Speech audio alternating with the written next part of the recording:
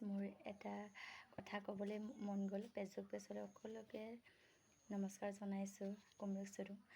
মই কৰ্ম কৰাৰ কাৰণে এয়া আজি চুব পাইছোঁ।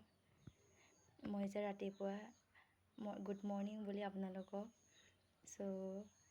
কচু কাটি দেনা সিজাই দেখুৱাই থাকোঁ যে আজিৰ ফল এয়া পাইছোঁ।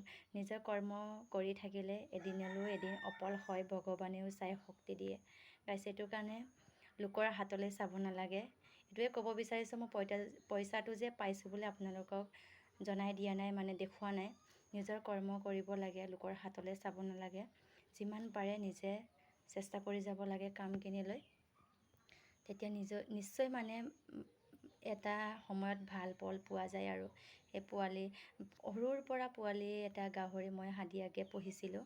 নিজৰ মানে পুহিলে নামানে, মৰি যায়। তাৰপিছত লোকৰ পৰা মানে সৰু নৱৰ পৰা মই ডাইৰেক্ট কৈ দিছোঁ সঁচা কথাটো।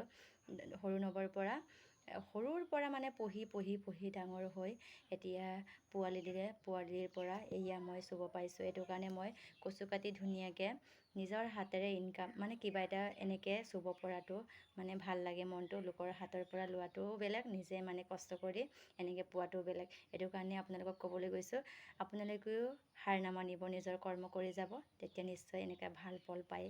আজিলৈ বাই বাই গাইজ। কেনে পাইছে ভিডিঅ'টো, মোৰ কথা কোৱাটো কমেণ্ট কৰি সকলোৱে জনাব বুলি আশা ৰাখিলোঁ।